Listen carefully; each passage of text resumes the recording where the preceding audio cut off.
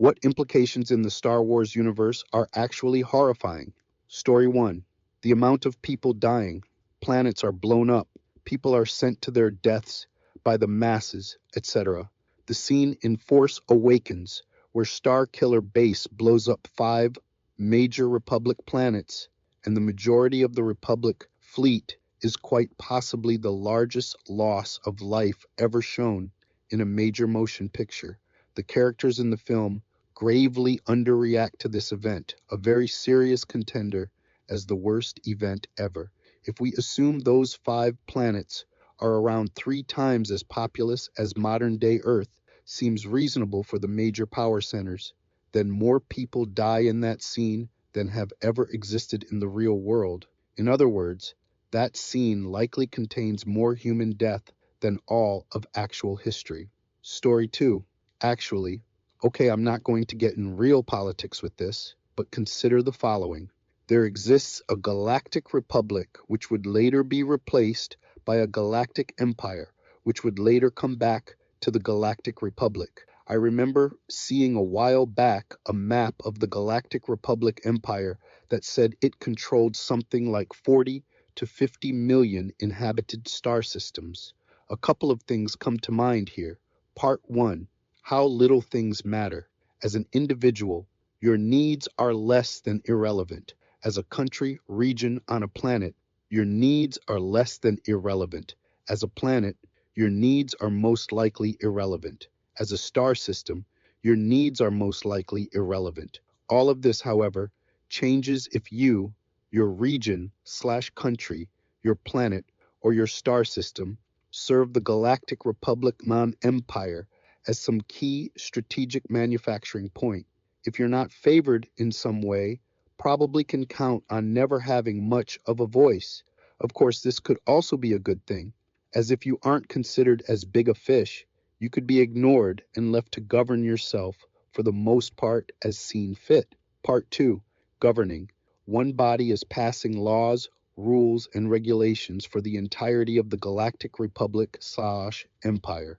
On the one hand, they're doing everything for the greater good of the Republic/Empire, and it can benefit all the planets that need certain things to survive. On the other hand, they're doing everything for the greater good of the Republic/Empire, and it can neglect, damage, or completely cripple other planets that need certain things to survive. Your senators may argue for the well-being of your planet system, but out of millions of planets, how much weight do they really carry? If a major bill vote that the majority of the Senate bigwigs of the empire like, and it just happens to really damage your world, well, tough luck, right?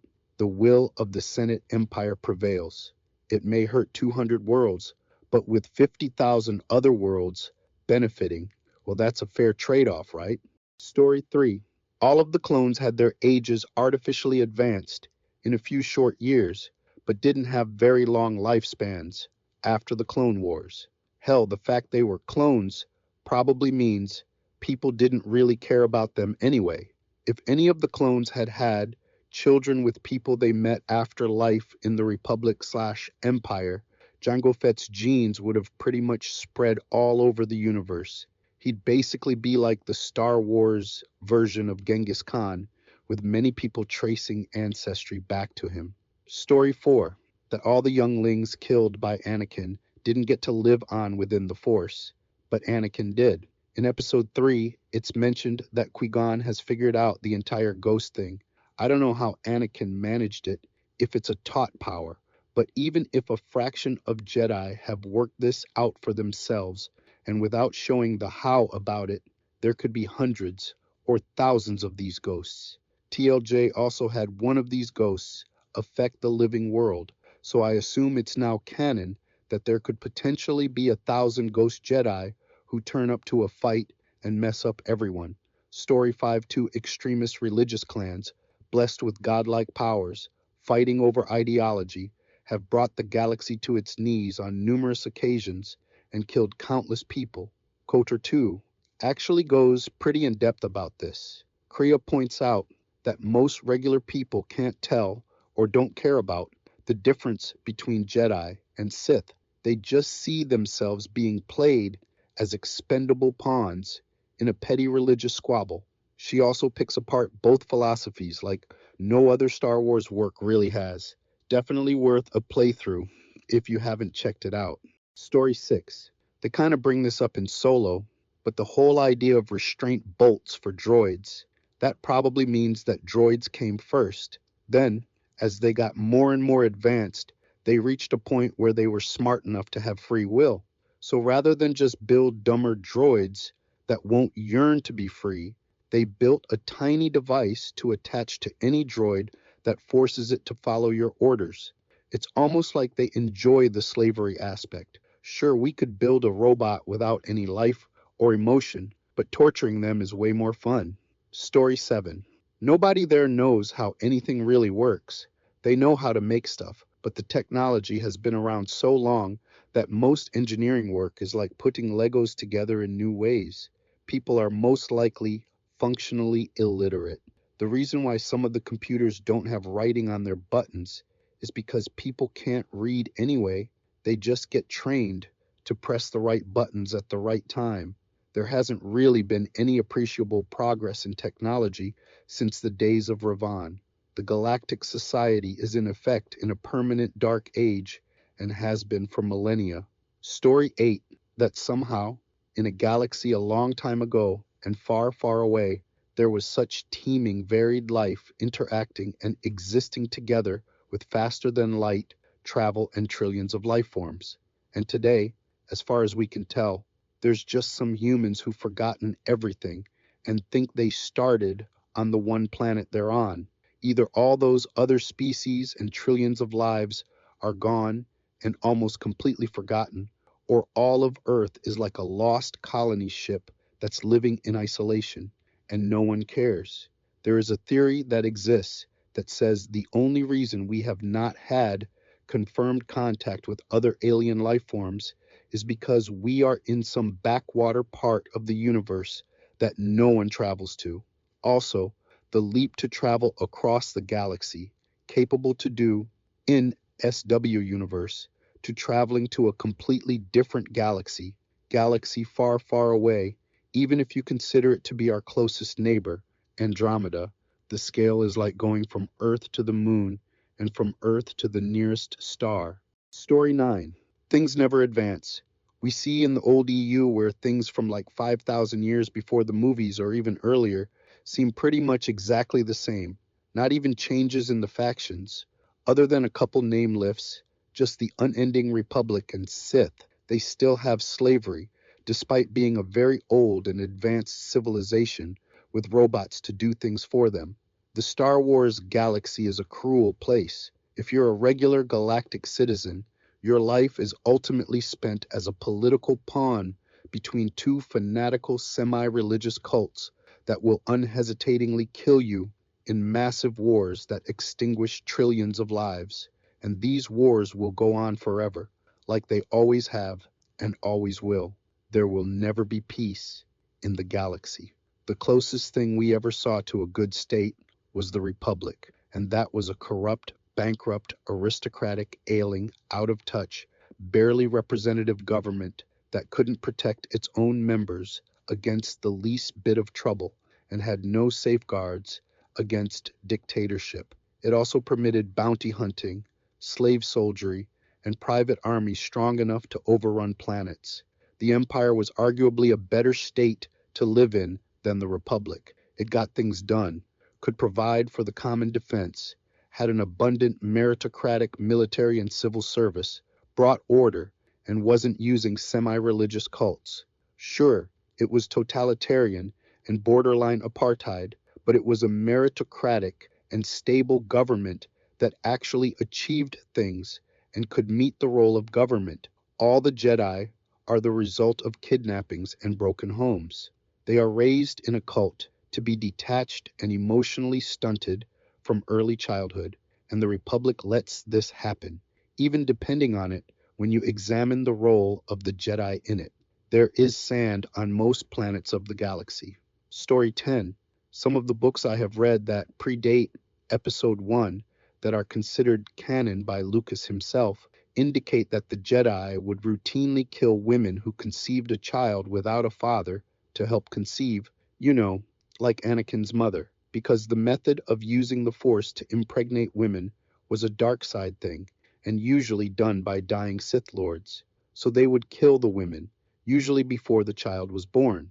Same trilogy, name cannot recall, had a chapter where Yoda was arguing with one of the other council members because a large group of Force-gifted children that were too old to train had been found, and the topic was whether they should kill them or cripple them so they couldn't use the Force, and which of the two was the least horrific. So basically, if you consider this trilogy of books to be canon, like Lucas has implied he does, then that means the Jedi normally killed children like Anakin, and when in Episode 1 they talked about him being too old to train, they were implying he should be killed. And this is also why Obi-Wan and his master didn't tell Yoda about there being no father. Story 11, The Decraniated. These are servants who have had the top half of their heads removed and replaced with a computer. You can see them in the background of Rogue One and Solo. According to the Rogue One art book, wounded or incapacitated victims of the ongoing insurgency are transformed with cybernetic technology to become as subservient as droids. Disturbing rumors persist that those who undergo the surgery are in fact sold into unwilling servitude and stripped of their individuality by the medical procedure. The implications of this are terrifying.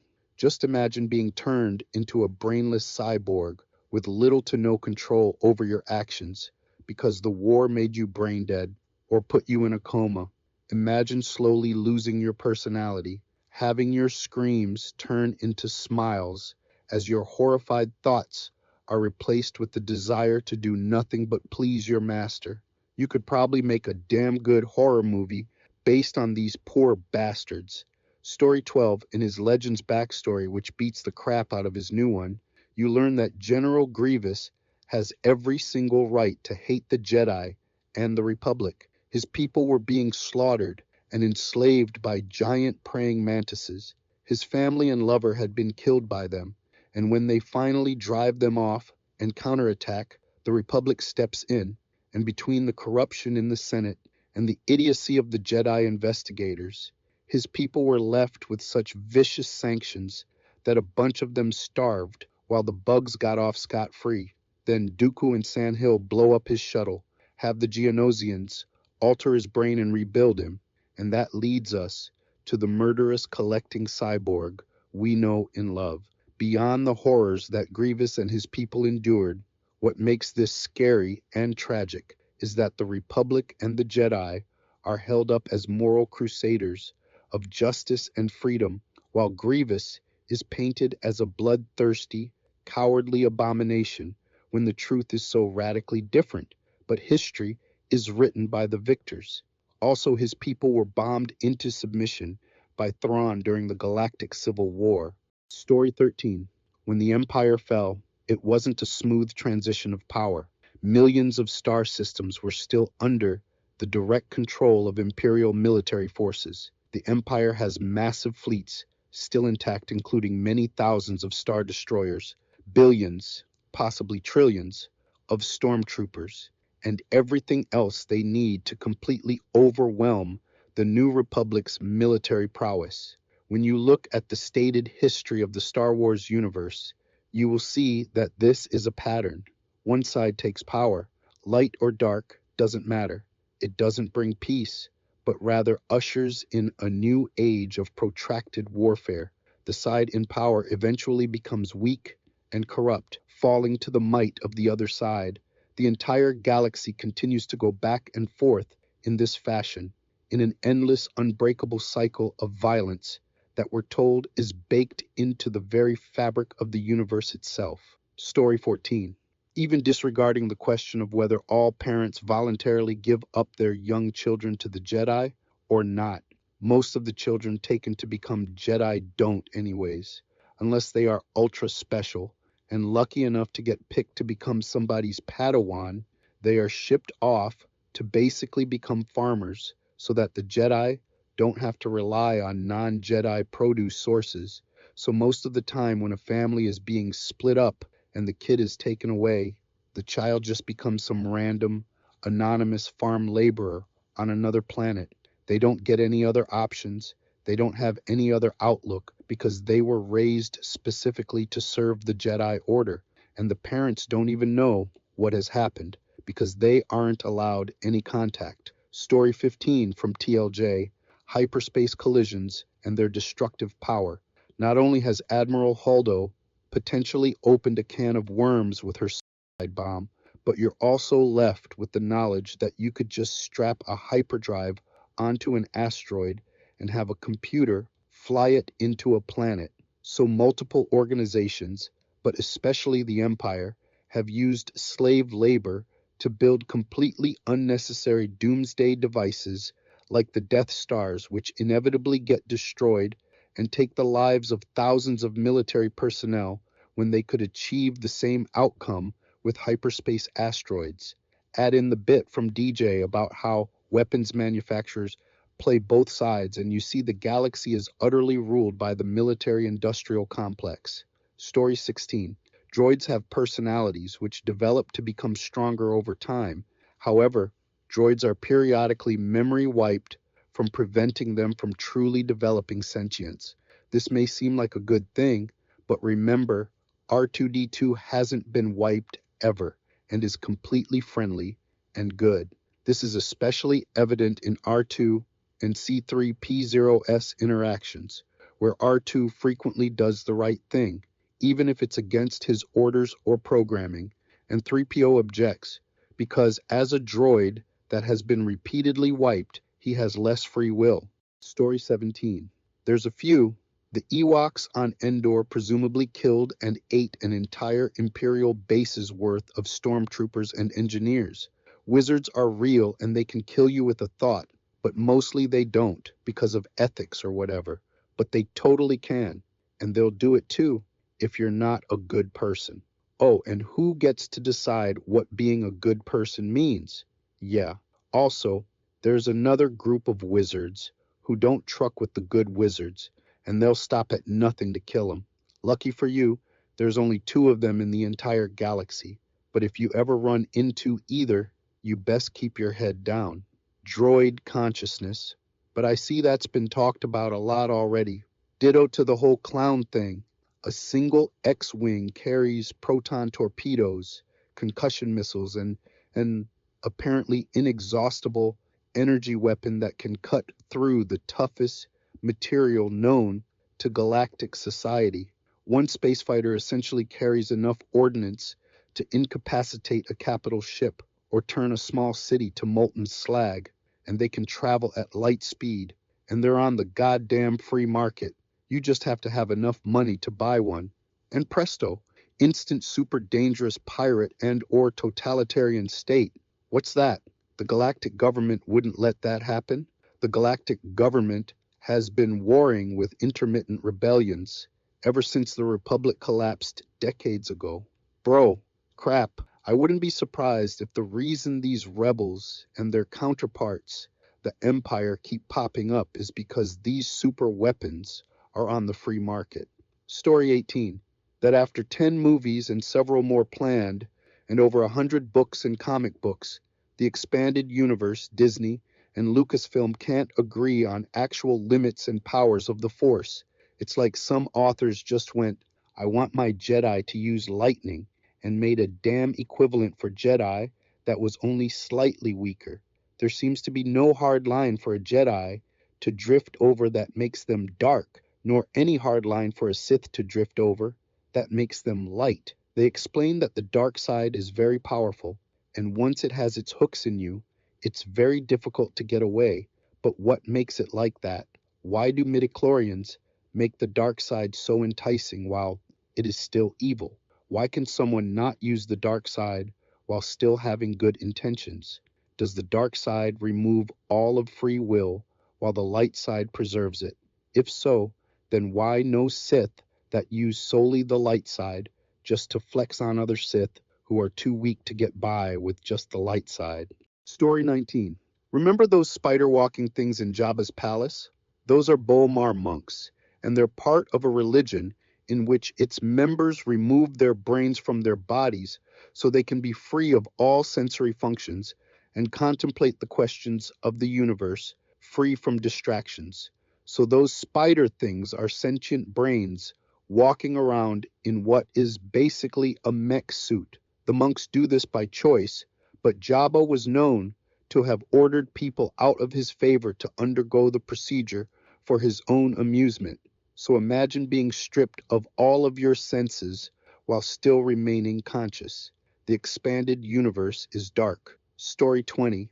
The destruction of the first and second Death Stars was actually the worst thing to happen to the New Republic. The planning, the manpower, the refineries, and the plants to turn raw materials into usable metal would be astronomical to build a single Death Star, not to mention the costs of transporting those materials to the site of the Death Star's construction. Plus, not only that, the Empire also had to pay to have part of their fleet around the location. They also had to pay for the food and supplies of the construction workers, and to also pay for the garrison on the Death Star as it was being built. There's also paying to have all of the TI fighters and various all-terrain, armored transport / all-terrain scout transports to be on there at the ready. They were basically building a small planet. All of that money has to come from the banks, and I can bet that the Empire didn't even come close to paying it off before it was destroyed. Same thing for Death Star 2.0 in Return of the Jedi.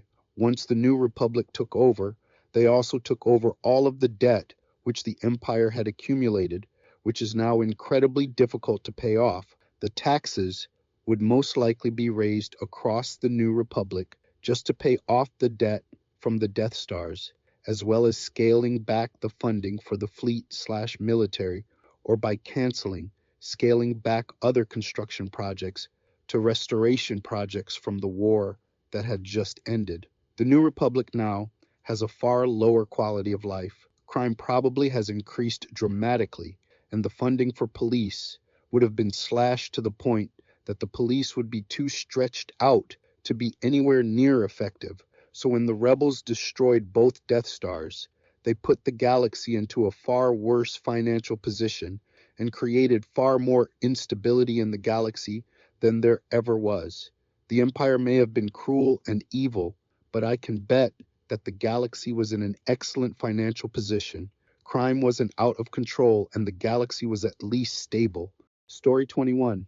Boba Fett was the only known person, at least in the Expanded Universe series, to escape a Sarlacc pit and make it out of that desert. If so, how widespread are these nightmarish creatures, and why don't people do something about them and help those trapped within?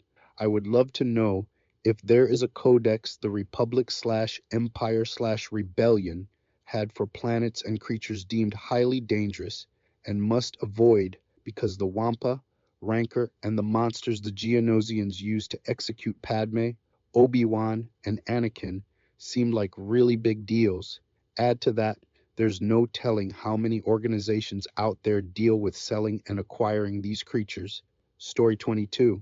The seemingly endless amount of magical creatures mentioned all either live in captivity or small nature reserves without any chance to roam freely. They are all probably suffering genetic bottlenecks, or worse, being bred like domestic dogs for preferred characteristics. What is more upsetting is that there are some with sentience, giants, trolls, sort of, centaurs, giant spiders, etc. Obviously, this is bad from an ethics point of view, but is equally bad from a sustainable development point of view. How many varieties of the various potion ingredient plants exist? How do they maintain enough genetic diversity so that they are not at risk? I feel like the wizarding world would always be on the brink of losing their livelihoods, considering how everything in their society relies on steady supplies of unicorn hair, among other things. Also, since the numbers of wizards themselves are so small, how much inbreeding occurs in the name of keeping the blood pure? Are there wizards in other parts of the world? Or does something terrible happen to wizards who stray out of Europe? Story 23. Basically, Britain is the third wizarding world. They're the North Korea of wizards. They make little or no attempt to work with the rest of the world, practically shoot people, attempt to innovate or work with advancement, or otherwise deviate from the norm and get found out. They look down on how horrible the rest of the wizarding world is, but your only exposure to them is the very civilized goblet competition and the equally civilized patrons of the Quidditch World Cup. I get the impression that while wizards of Britain feel they're the best and most special, that is entirely wizard ministry propaganda. The farther through the books I read with my son, the closer to the truth this appears.